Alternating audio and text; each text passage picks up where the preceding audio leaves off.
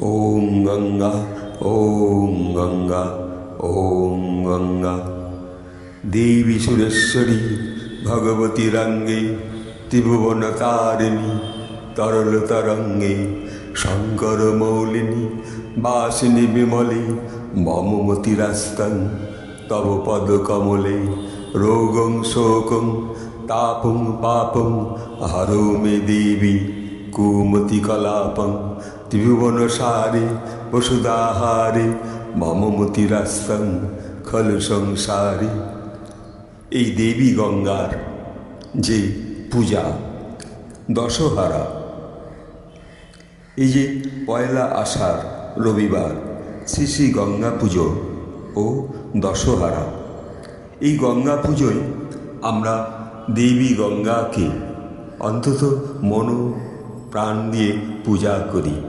সেই গঙ্গার জলে আমরা সমস্ত দেবতাদের তুষ্ট করি, নিজের দেহকেও অবগাহন করে দেবী গঙ্গা আমাদের শুদ্ধ করছেন।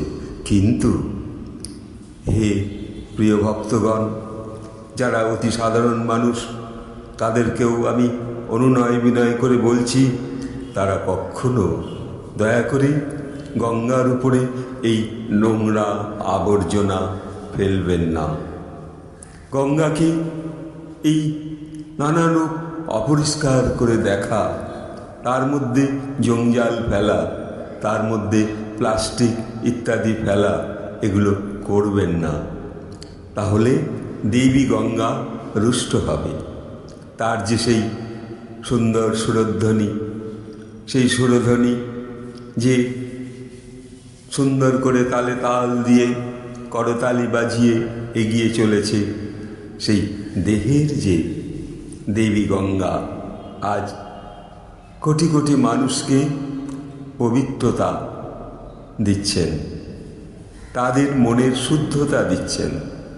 অথচ সেই দেবী গঙ্গাকে আমরা কিভাবে কষ্ট দিচ্ছি, তার দেহের উপরে নোংরা ফেলে, আবর্জনা ফেলে, সমস্ত রকম গাছপালার পচা জিনিসগুলোকে ফেলে। কেন তাকে আমরা একটু পরিষ্কার দেখতে চাই? আমরা মনের মধ্য দিয়ে দেবী গঙ্গাকে পূজা করতে চাই। সেই দেবী গঙ্গাকে পূজা করা যেমন সেই সমস্ত সেই যে মহাভারতের যুগে সেই যে ভীষ্মদেব, সেই ভীষ্মদেব তার যে তিনি যে মাকে, এই গঙ্গা, তার প্রতি যে মায়ের প্রতি যে সন্তানের ভালোবাসা, এইরূপভাবে দেবী গঙ্গাও আমাদের সর্বত্র সকল মানুষকেই তিনি সস্নেহে স্নান করাচ্ছেন, পবিত্র করাচ্ছেন। পবিত্র হওয়ার পর কেউ কেউ সেই গঙ্গায় দাঁড়িয়ে কখনো কখনো প্রণাম করছেন সূর্যের, কখনো প্রণাম করছেন সর্বদেবতাকে, কখনো বা বারবার ডুব দিয়ে নিজের শরীরকে শীতল করছেন। খুব ভালো কথা। কিন্তু মা গঙ্গাকে, মা গঙ্গার সেই পবিত্র জল নিয়ে সমস্ত দেবতাকে আমরা পূজা অর্চনা করছি। অথচ সেই গঙ্গায় কখনো মলমূত্র যেন কোনোভাবে স্পর্শ না করে, যেন মল না ভাসতে দেখা যায়।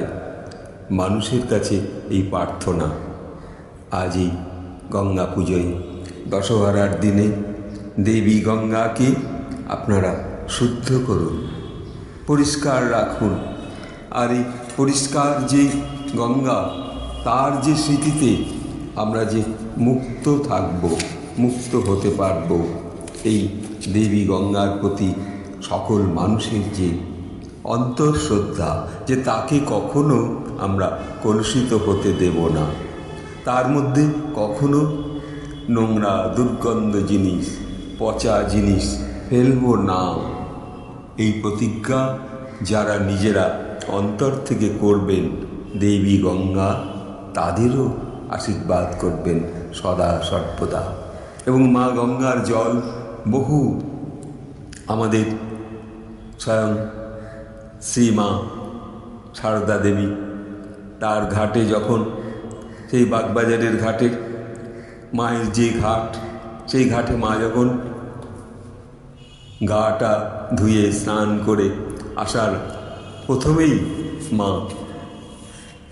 সারদা দেবী গঙ্গার স্তব গাইতেন, কখনো বা প্রণাম করতেন, আবার কখনো বা গঙ্গার জল সেবন করতেন।